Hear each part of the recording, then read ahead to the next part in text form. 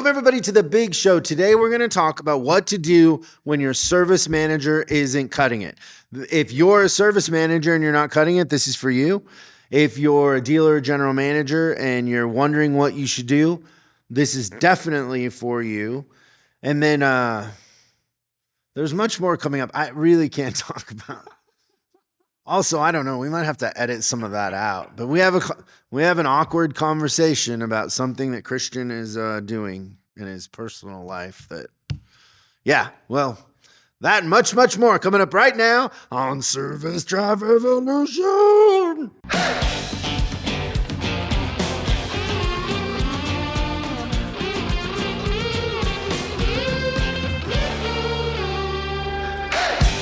Headed to New Orleans for the 2024 TMC annual meeting, the American Trucking Association. I'm giving a keynote there. In the Big Easy, right? Is that what they call New Orleans? Oh, I thought they called it the big sweaty drunk mess. Oh, yeah. With a little voodoo. So you're talking about after 6 p.m. New Orleans. 6 p.m.? Yeah. People are walking around there all day with drinks. I mean... I remember going there when I was 19 and being just amazed. It was the first time I'd ever seen like beer vendors on the sidewalks, and they weren't really worried about IDs. It's great people watching. Yeah, there was a lot of interesting things that I learned during that time. Should be fun though. This is like the NADA of trucking. This is a pretty big deal then. I can't even remember the last time you did a keynote. It's been a minute. Can you remember the last time I said no to a keynote? Yeah, a week ago. I said no to everything. Yeah, that's. Yeah, by the way, if you've asked me to speak and I said no, I'm sorry, but it's nothing personal. Yeah, it's all about finishing. I've been saying no for a year now. This was booked 3 years ago. Right, that's the only way it's probably on the schedule. But it was the last thing on the schedule, and it's great. It's a great association. They do a good job. You've done a really good job of committing to getting that the leadership stuff over the finish line. But I would have a guess that these wonderful folks in New Orleans are going to probably get the benefit of what you've been working on for the last 3 years, kind of to enhance the keynote. If I had, I wasn't gonna include any of that. You don't think you'll? I think you naturally talk about it, like it's part of everyday conversation with you. Oh yeah, but this is a keynote. It's designed for an outcome, right? Yeah. It's about their event. It's not about me. I understand. I'm just saying that the things in leadership. You know what people say? We have some prototypes around here of the new leadership books. Yes. They're books. Do you know what a common thing is when people look at them? What the question they ask? How do I get one? Well, yeah, but no, something like not that. Oh. What are people asking questions about? The color? No. Okay. Do you like this game as much as me? No. They go, how long did this take?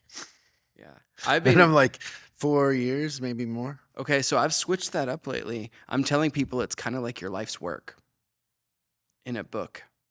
Yeah, it's like I think it's 4 years. Way longer than you spent 4 years officially writing it, but I think that you've been collecting this a long time. Hey, I can't help but notice you keep staring at my jaw. Have you noticed something different? I keep staring at your jaw? Yeah, like I've caught you a couple of times. And this is what I was told would happen. I'm not staring at your jaw. Yeah, you are a little bit. But yeah, so I have a new device. It's called Jazzercise. You're joking, right? Is this you know what one of the boys said before we started a couple minutes ago? What was that? They said that your jokes are outlawed in 12 countries or something. It's funny that I made it to the top of that list. What is the punchline? There's no punchline. It's a real thing. You can look it up. It's called Jazzercise, endorsed by Dr. Andrew Huberman. So the Stanford guy? Yeah. So his belief is that people are more inclined to listen to men that have a strong jawline. Oh, so what about a beard? Beards are also a sign of wisdom. So same thing, but I can't grow a beard. I can strengthen my jaw. So this thing, it looks a little bit like I'm trying to find a way to describe it other than Wait a second. This is a serious thing that you're do. dead This is serious. a I'm gag. only 5 days into it. Oh, and you think there's going to be a difference already? Well, I mean, it said that people are going to notice your jawline, and then I So you're kept gonna seeing work. you You're gonna work out your jaw until it's like sculpted. big, like a muscle. Yeah. Does your creatine help with this? So I stopped taking creatine until after my race That's right. that you're not endorsing. Okay, how's this work? Does it? Is it please tell me that it's something goes in your mouth. Yeah. And So and you have to stick it's a round. rod in your mouth. No, it's more like a round. Tell me that you rubber- stick a rod in your mouth and you have to bite on it over and over Yeah, again. so you have to bite on it over and over again. 5 minutes a day. Every ex-wife's nightmare. Yeah. Gosh, that's a terrible way to put it.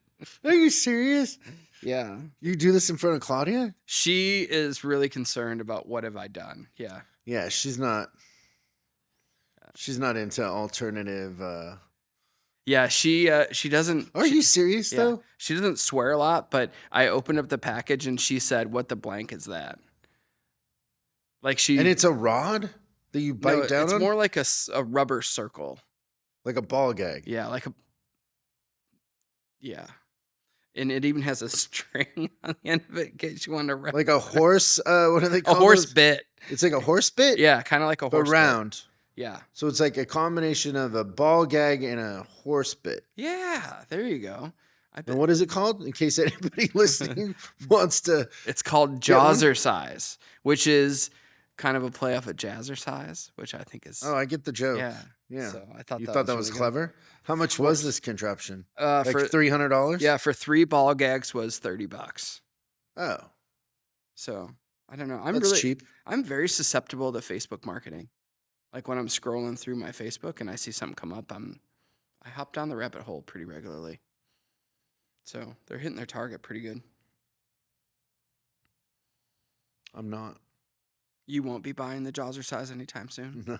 All right. I also wasn't going to loan it to you because I feel like that's the kind of thing everybody needs their own set. Secondhand jazzercise? Could you imagine trying to sell that on Etsy or something afterwards after I'm done with it? Gosh.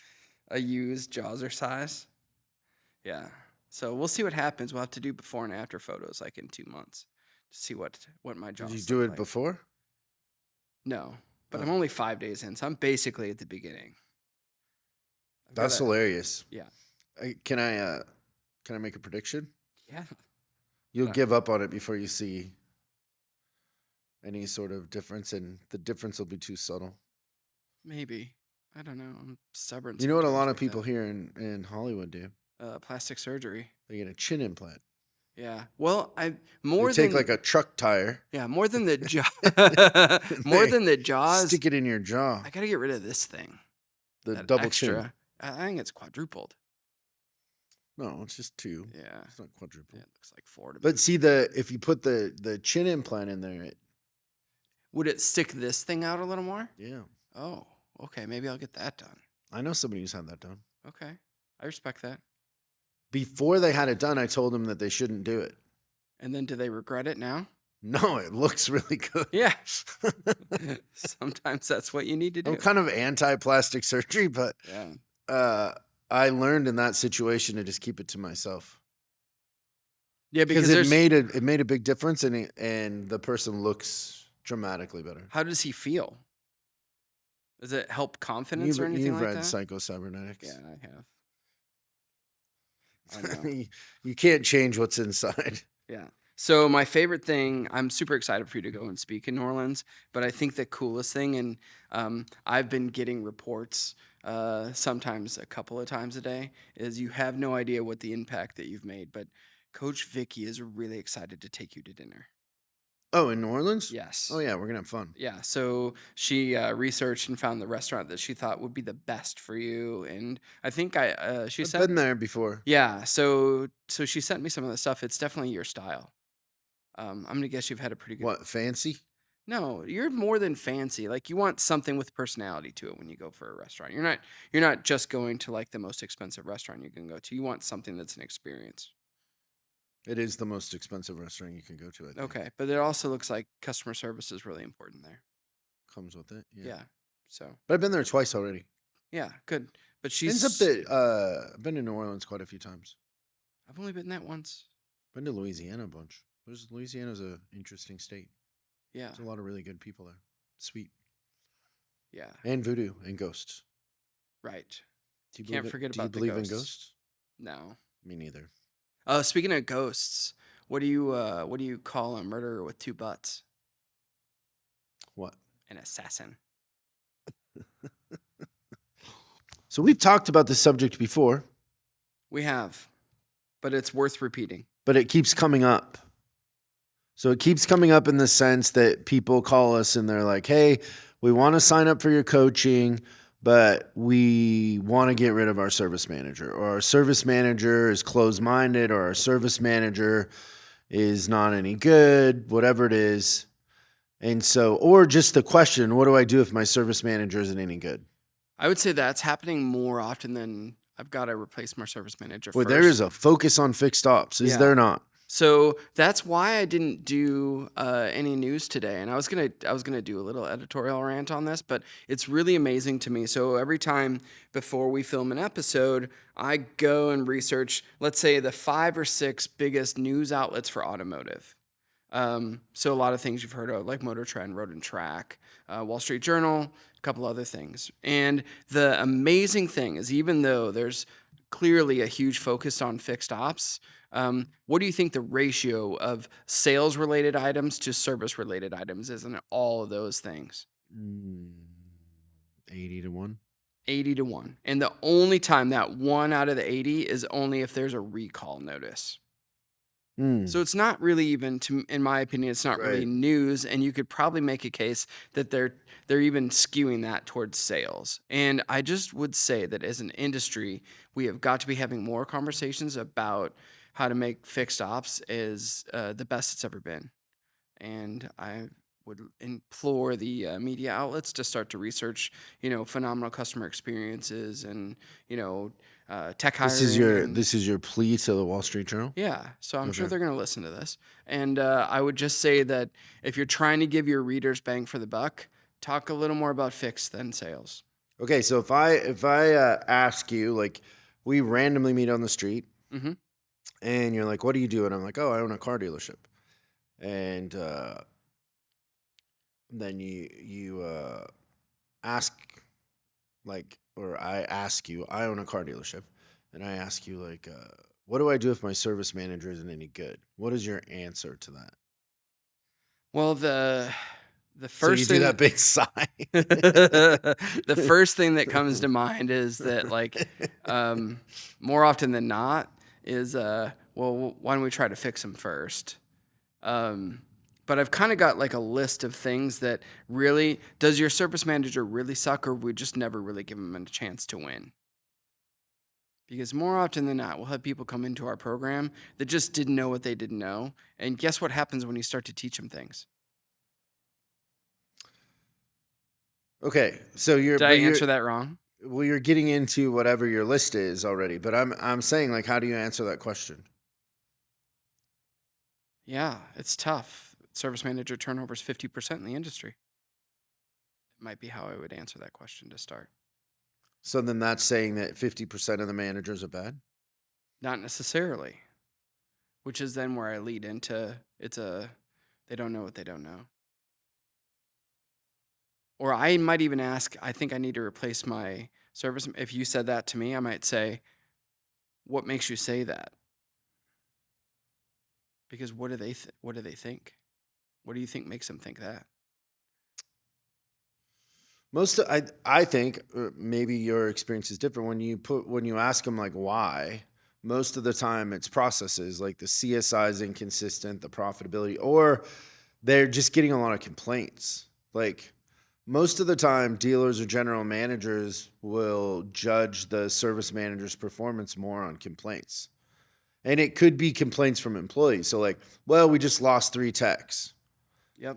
Or it can be customer complaints, one of the two. Okay, so let's give this context, and then we'll go through your list first. But I think it's important to kind of describe where we are as an industry in relation to service managers. So our answer always is give them to us. Don't fire them, give them to us. And they'll say, well, he's closed-minded, you can't teach an old dog new tricks, whatever it is. The thing that we find consistently over and over again, which is sad and disappointing, is that there are plenty of managers out there functioning with all of the confidence in the world. They believe that they are effective and good managers, and they really have no clue what they're doing, in the sense they don't see the financial statement. So they're running a business and they're judged on feelings, not on actual outcomes. And so whenever you're judged on feelings and not actual outcomes, there's this huge gap left for interpretation that you can never really find your path, because somebody's mood can change in a second, right? And so it's not tied to, hey, if I accomplish this, I'm safe, or I'm doing a good job, correct? No, it's, well, that ball is constantly moving. So most managers don't see the financials. They're not aiming their intentions towards creating profit. They're aiming their intentions towards gross. So they think more gross has to automatically equal more profit, which is, there could not be anything further from the truth. You'll spend your way into gross and you'll lose more money than you were before. And how many times have we seen somebody go from $300,000 a month in gross to $500,000 a month in gross and not be making any more money, right? Many times. Yep. So they don't really have something to aim at that is a clear outcome, that clear outcome gets them in and out of trouble. Like, you're either, on the favorable side of your employer or the bad side. So that's always left up to the weather. It's not a real thing. We as an industry do nothing to teach them that. So there's zero training for service managers in this area. Most of the training out there, like NADA and that sort of stuff, leaves them more confused about it than they were before. It just gets super complicated, and they just come back going, well, I kind of understand what a debit and a credit is. And that really is, we're not trying to make service managers accountants. Yeah, they dive too far into that part of it. Yeah, it's there's just a simpler way to look at all this and understand all this. So we have somebody who is been living their whole life under the assumption that they're doing a good job or they're good at what they do, especially us dudes, right? Like, we take our career as something that we make a part of our identity, right? It's like, what do? I'm a fireman. It's your identity to be a fireman, right? And so in our industry, our identity is the thing that we're doing. Our job is our identity. And so we tend to justify and close ourselves off to new ideas, new ways of doing things. The way that service departments are set up is they're a closed loop system. You're doing the same thing every day, all the time. There's no variables to it. What happens, or an outcome of a closed loop system, and we talk about this all the time, is you end up being closed-minded because it is the same thing all the time, right? So we have managers that don't understand financials, don't know how to affect financials or the profitability of the department in an effective, easy way. We have their identity, which is to be a manager, and so they're closed off to the idea that there might be a better way to do something. Then the last part, which is the most dangerous part, is most of what they've learned that they've attached to their identity comes through tribal knowledge of watching other people that don't know what they're doing do what they do. Yeah. And so it's this disaster. It's a mess, right? How many times does somebody sit in our boot camp, our new client boot camp, which is a day and a half, and they're like, why hasn't anybody taught me this before? Regularly. And they've been in the industry forever, like forever. We just had somebody 30 years in, see a financial for the first time. Why hasn't anybody taught me this? Well, the dealers and the public companies and all that do a terrible job of it, and they keep the financials a secret. There's a public company out there that doesn't even share the financials with the general manager. How do you run that ship? It's just market share. They just care about market share. Okay, so you're just selling units. Yeah. But they don't want their financials, their publicly traded company, and the way they report their financials is as a whole, not as individuals. So somebody in an office somewhere is pushing one to the manufacturer, but that's it. Oh, wow. The store, it's not local, right? It's happening at headquarters in a sense. So yeah, that's the situation. Is most managers don't really understand what they're doing, but they're pretending like they do, and pretend maybe isn't the word, but it's hard to go do something every day and work as hard as people work and then come to the realization that you've been doing it wrong and that there's an easier way. Now, from our perspective, what we know, if you want to get rid of your service manager and they haven't been trained and they don't know what they don't know, when we share with them how to really do it, most of the time they're like, oh, okay, I can do this. This was easy. Why didn't anybody tell me this before? It's not the mystery or magic that they've been led to believe that it is. Right. It's just another thing for them to be able to navigate. But it is an important thing because it drives everything that we do, right? Yeah, but they're fixers by nature. So if it's not the way it's supposed to be, they understand that there's things they can do to make it different. So the very top one, when we were talking about this as a subject, the very top one for me is you got to teach them or provide them with the training and coach or an environment where they can be around other managers that are performing at a high level. You got to get them out of their cave, right? They're in a cave. They're in a silo. It's kind of like, what do they call that in social media when like you only watch, Fox News. And so then it only serves up kind of right-wing conservative media. And you're in what do they call that? A silo or a tunnel? Yeah, something like that. I don't know. Or a funnel but you end up kind of being ignorant to what both sides of the story are. You only have your narrative. Yeah, because some algorithm has decided that you're what hole you're in. And then everybody just follows suit to that thing. So it literally distorts reality.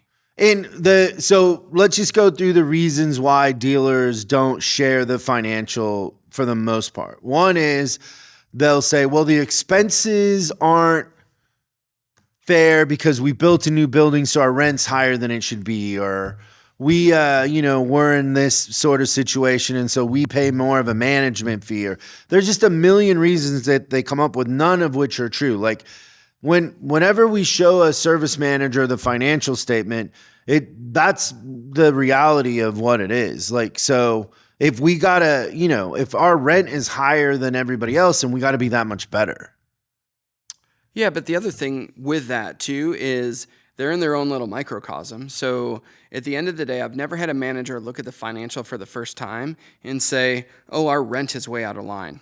Oh, they don't know what they don't know. They don't know what they don't know. So the truth is that the right way to do it is that whatever the financial is they attach themselves to, that's the cost of doing business, which is actually how I look at fixed and semi-fixed expenses anyways.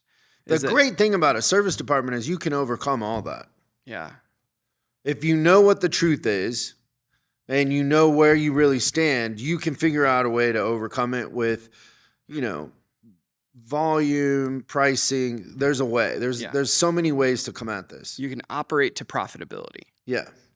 But not knowing, you just don't know. Yeah. You're leaving it to chance. And it reminds me a little bit of like service. I'm off topic a little bit, but it's all going to come around. It's a little bit like advisors and CSI. It's the same thing, right? So the second that an advisor thinks that part of the customer experience isn't their responsibility, the CSI is terrible. Same thing if you're running a department. If you're trying to come up with reasons why it's not your thing, you're never going to run a successful department if it can always be someone else's fault. Yeah, and that's what happens. Yeah. It's yeah, it's like hiding in ignorance Right. in a way. So, yeah, do you want me to go over like, does your service manager suck? What I did is I came up with a couple of different things that, By the way, I changed it to what do you do when your service manager isn't cutting it? Not does your service manager suck? oh, that sounds way more politically correct. Yeah. Yeah. Leave it to me. So I would say that I try to come up with things that are like, they're not indictments of what they don't know, right? So I came up with a couple of things um, that would be like indicators that as a service manager, that person might not be able to get out of their closed loop system. So the first thing I had down here is that you might have issues with the service manager if it's never their fault, which is kind of what I was just talking about. Like if every time as a general manager you're talking to your service manager about a Google review or a CSI and they're always blaming it on somebody else, what do you think their people are doing? Yeah. Speed of the leader, speed of the team. So that is one thing that I would say that when we meet these people in the boot camp, the thing that you can see right away is whether or not they take responsibility for the department. And whether they know or don't know, you can not know and still take responsibility for it. And those are the people that typically we have really, really good results with because they recognize that it's not happening to them at the end of the day. The other thing that I've seen, and I would say that this is definitely a commonality with underperforming service managers, they manage from the office. I don't know too much good that can come of just sitting in the office all day. There's too much going on outside. Another sign that you might have an issue if there's always somebody quitting. I think that that's probably Turnover? turnover is huge, and also a lack of ability to recruit. So not only do people quit all the time, I can never hire anybody, which just that keeps shrinking and shrinking and shrinking, and then it gets worse because the less people you have, what happens to the customer experience, sales, everything it lands on a couple of people, and then those people are set up for failure too. Um, then the last thing I've written down here is that a service manager might not be the right person if they have a lack of vision. Like they're not sure where they're headed. Okay, but this list isn't that. This list is what do you do when your service manager isn't cutting it? Oh, so I just gave a list of things that might say that they're not cutting it. Yeah. So to me, if they're not cutting it, the first thing I would do is to be very clear and honest with them about what the expectations are. And those expectations are very simple. It just comes in two parts: profit and customer experience. Customer experience can be measured in CSI, retention. There's very easy ways to determine that. And then profit is, the percentage of profit, the percentage your profit divided into your gross. So net to gross. And that should be around 30% or higher. 30% should kind of be the floor. And those two things. And then give them the financials, give them the training, right? But be very clear and honest about what winning is and losing is, and make that, very simple, those two things. If customers are happy and we're making a profit, that is winning. We don't need to complicate it any more than that. It's really that simple. That's good. And then judge them. If you are having that honest conversation, giving them clear intentions, then judge them on the outcome, on their results, not on feelings, not even on effort as much as outcomes. I really like that point about judge them on results and not effort because a lot of people put tons of effort into the stuff that doesn't matter.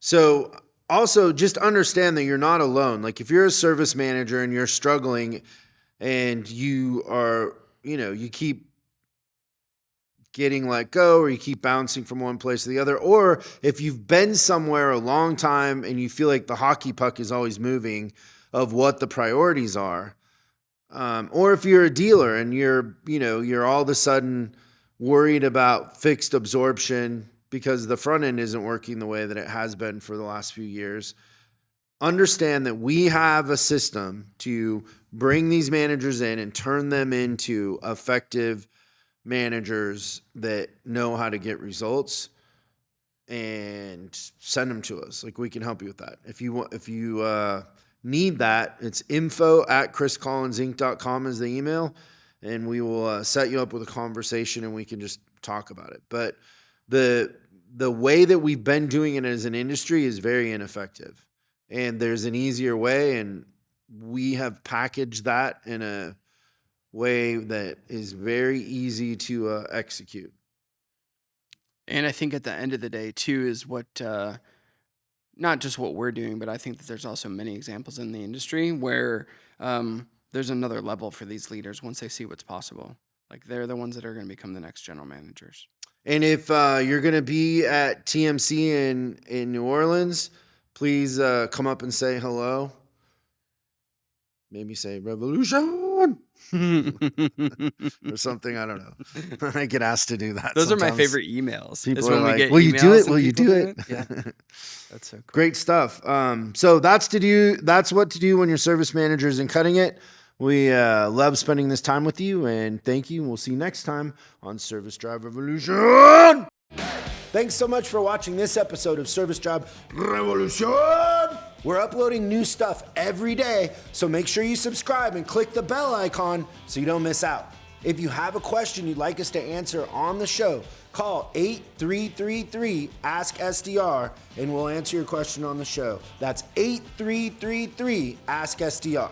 For special deals on our books and training, head over to offers.chriscollinsinc.com. Now that's offers.chriscollinsinc.com. I'm Chris Collins, and I'll see you in the next video.